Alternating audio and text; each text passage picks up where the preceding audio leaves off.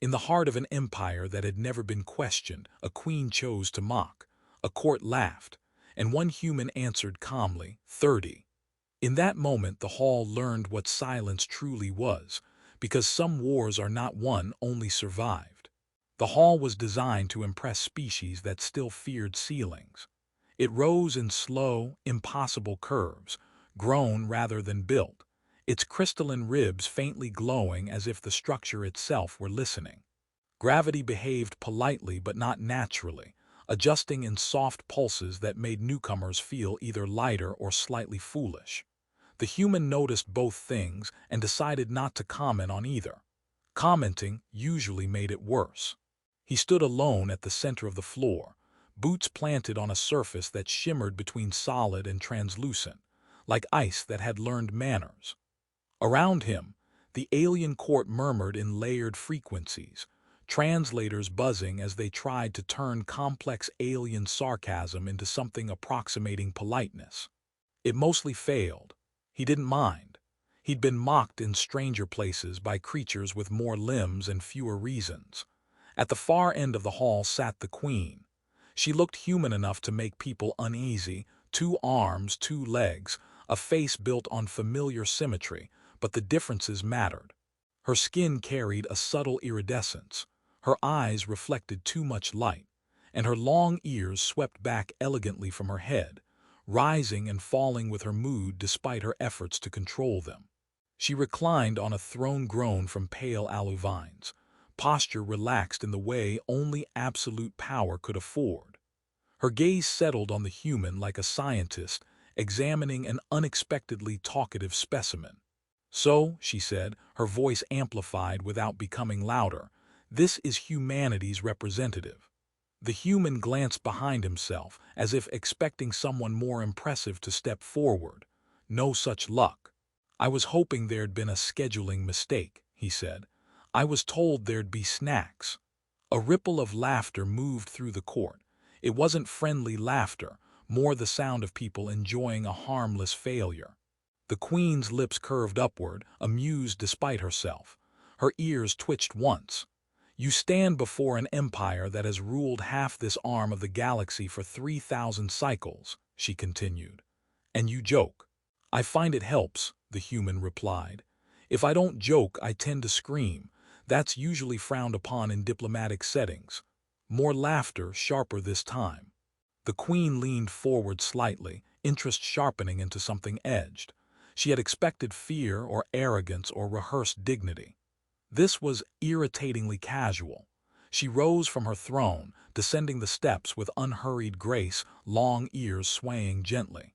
"Tell me, human," she said, circling him like a bored predator, "what makes your kind believe it deserves a voice here?" He considered that, truly considered it. "Honestly," he said, "stubbornness, also paperwork. We're very hard to get rid of once forms are involved." The court laughed again, but more unevenly. The queen stopped in front of him, close enough that he could see faint scars along the edge of one ear, old, carefully healed. "Humans," she said coolly, "are known for conflict, short lives, endless struggle. You burn brightly, then vanish." "Fair," he said, "we do tend to make a mess." Her eyes narrowed. "How many wars," she asked, voice suddenly sharp with disdain, "have you fought and survived?" The question was meant to crush him. He felt it land. He simply sighed, rubbing the back of his neck like someone asked an annoying math problem. 30, he said. For a moment the hall forgot how to breathe.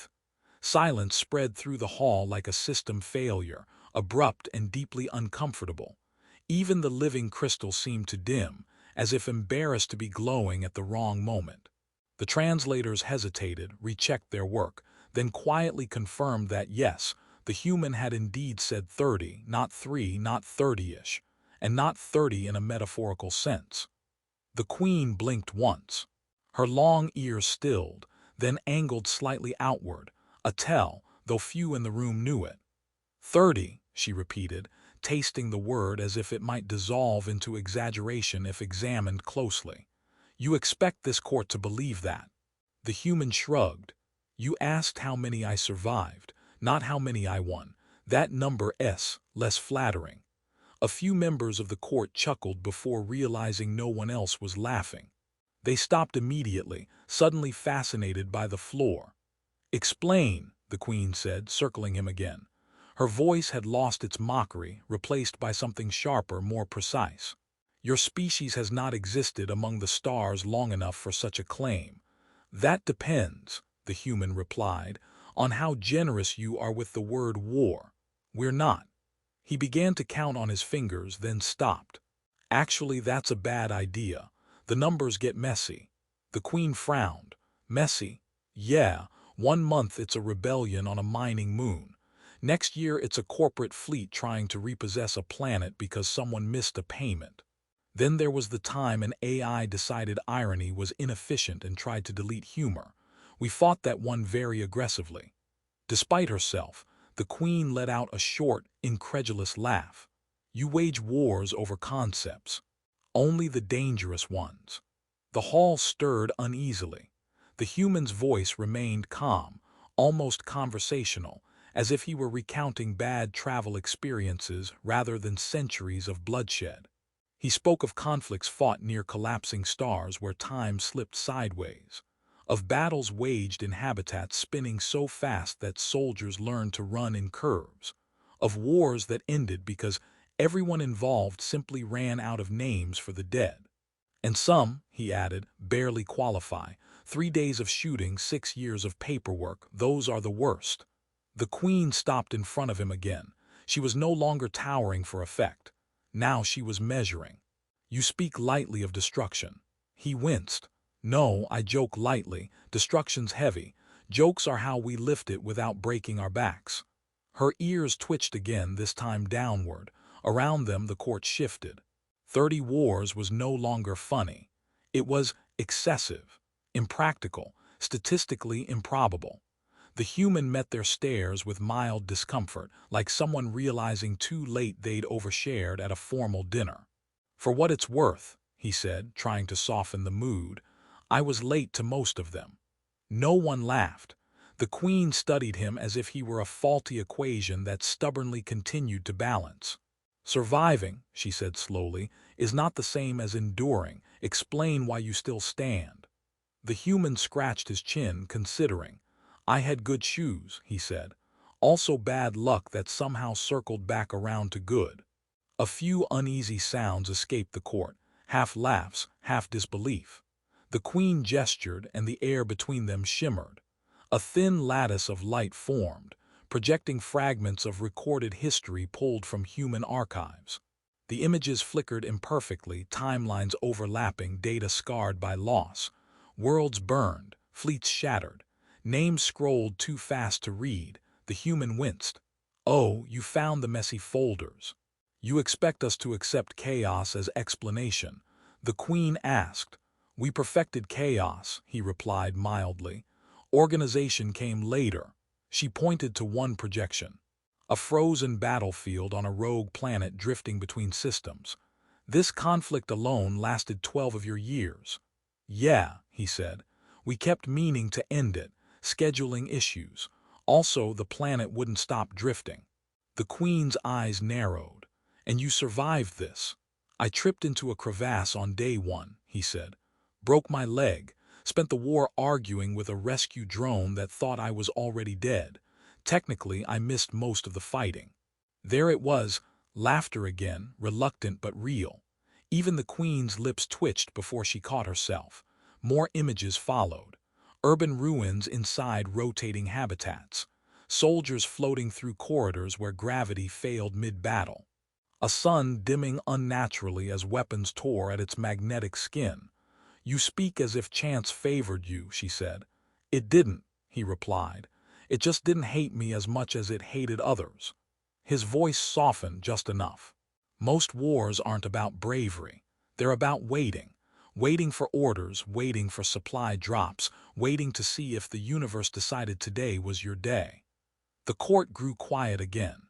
The humor lingered, but thinner now, stretched over something heavier. "And the people who waited with you?" the queen asked. He smiled faintly. "Better jokes than mine, worse timing."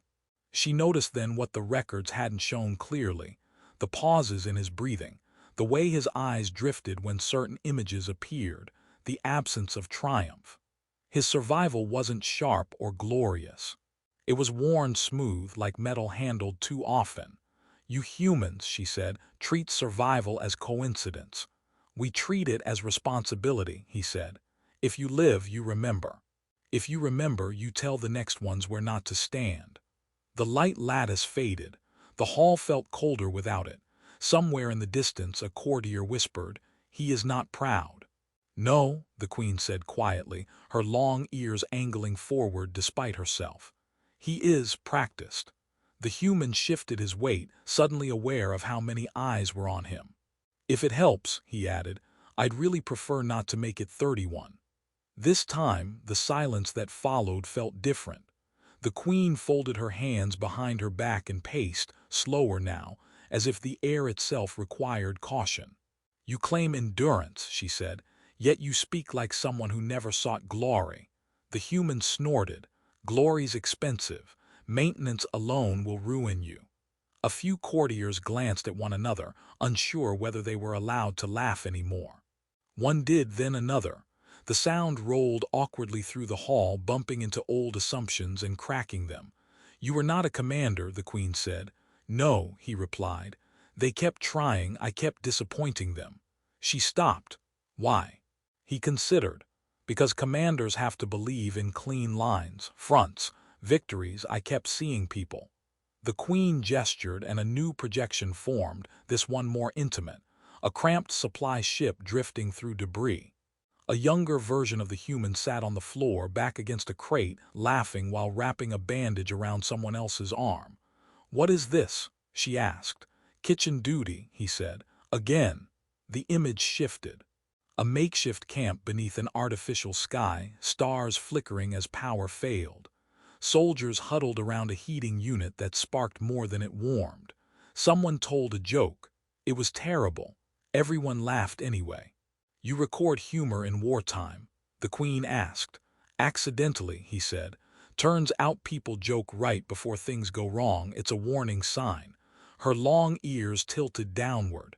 "You find this amusing?" "No," he said softly. "I find it familiar." The projection changed again. A fortified position. Alarms, chaos. The image cut abruptly. The human cleared his throat. "That one didn't go great." The queen studied him, searching for bravado and finding none. "How did you survive that engagement?" He brightened slightly. "Oh, that's a good one. I was assigned to prepare nutrient paste, misread the chemical ratios, created something technically edible but highly corrosive." Several members of the court gasped.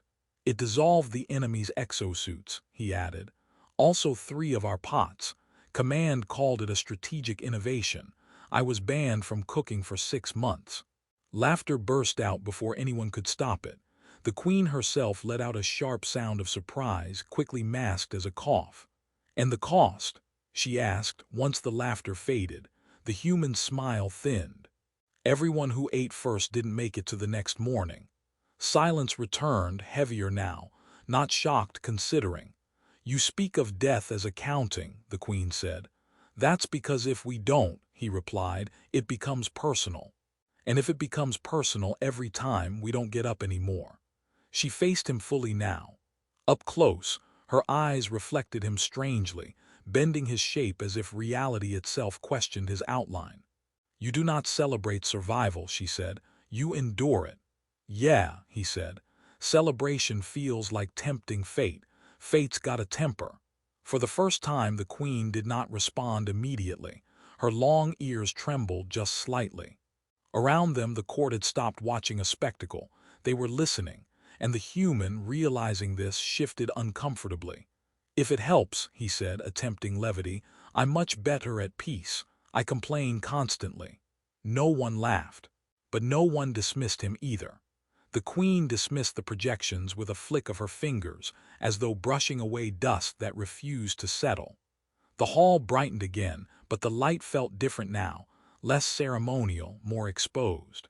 She regarded the human for a long moment, no longer circling him, no longer performing for her court. "You speak often of war," she said, yet you describe it as inconvenience rather than purpose." The human grimaced. "That's because purpose never survives contact with reality. In reality, war is mostly waiting in uncomfortable places and hoping the food doesn't fight back." A courtier snorted before managing to look horrified at himself. The queen noticed. Her long ears flicked, annoyed but thoughtful. "Then what," she asked, "does your species honor?" He took a breath. "Endings." "Endings," she repeated. "Yeah, when a war stops, when people go home. When nobody's shooting long enough for farmers to complain about weather instead of artillery." "That seems small," she said. He shrugged. "Small is good. Small doesn't explode." She stepped closer, lowering her voice. "You have faced annihilation more times than most civilizations here have imagined. Why do you not glorify it?" "Because it doesn't need help," he said. "Annihilation markets itself just fine." The queen studied his face as if expecting a crack of pride to show through. Instead, she found fatigue layered so deeply it had become calm. "You are not afraid," she said. "I am," he replied immediately. "I'm just used to it. Fear's like radiation. At low levels you learn to function. At high levels, well, you don't." A ripple of uneasy understanding moved through the court. Species that lived centuries shifted uncomfortably. Species that never fought wars looked away. The queen folded her arms. "If humans are so weary of conflict, why do you continue to survive it?" He smiled, small and crooked. "Spite." That earned a laugh, real this time. Short, sharp, and surprising.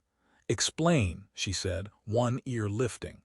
"We keep surviving because something out there keeps trying to finish the job, and eventually that just gets rude."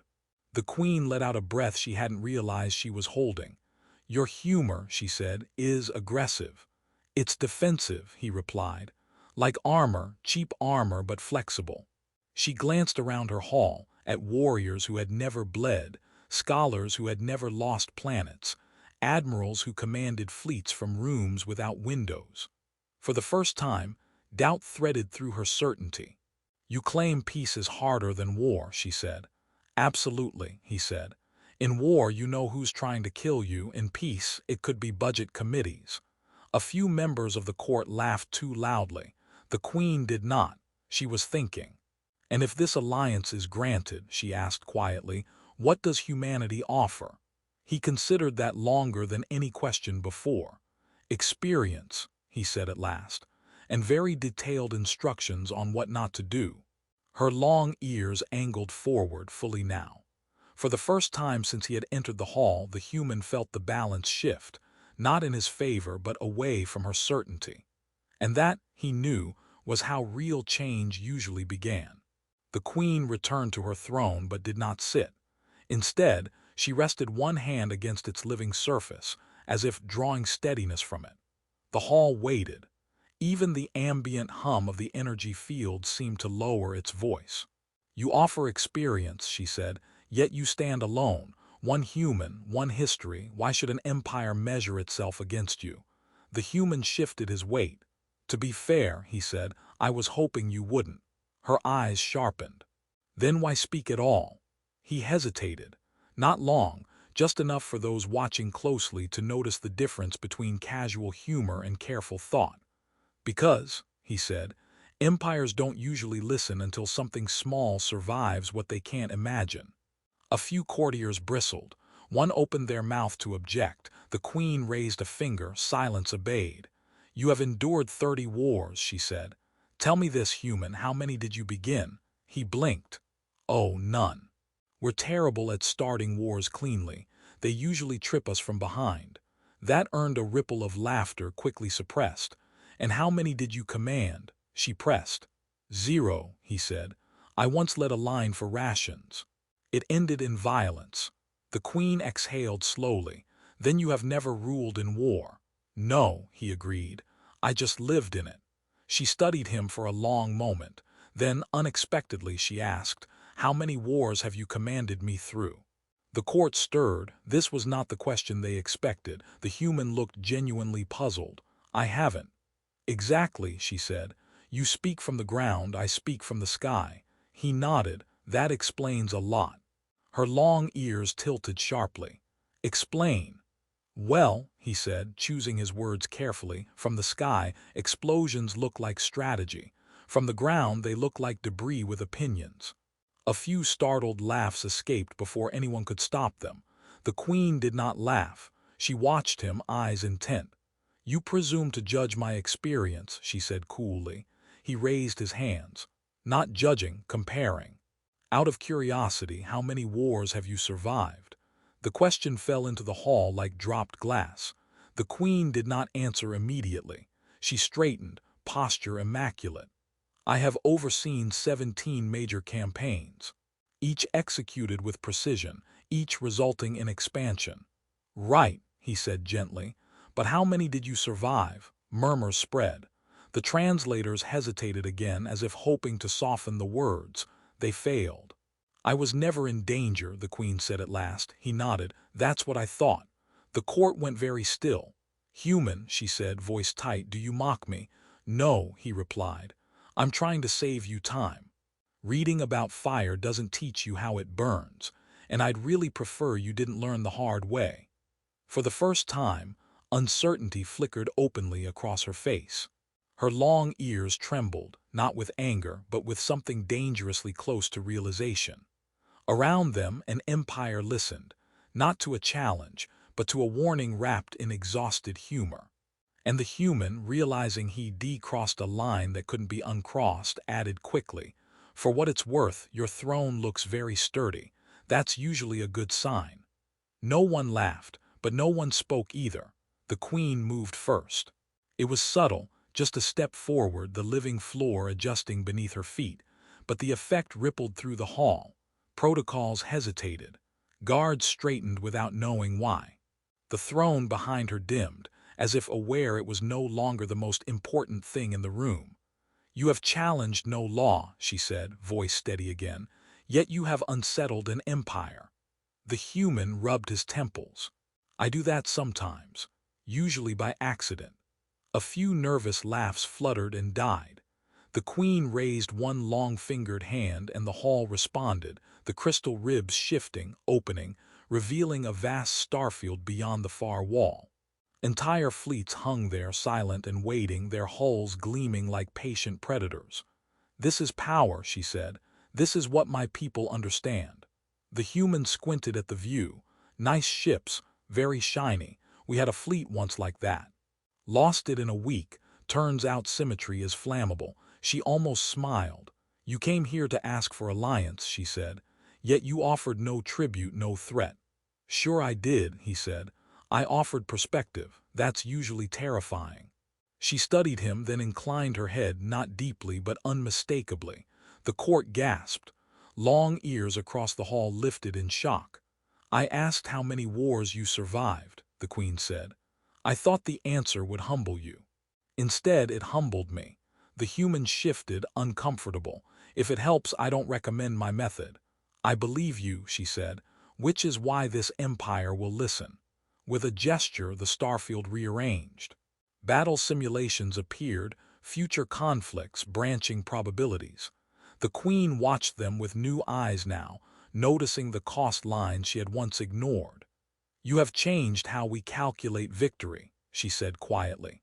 He let out a slow breath he hadn't realized he'd been holding. "That's honestly more than I hoped for. I was aiming for not getting vaporized."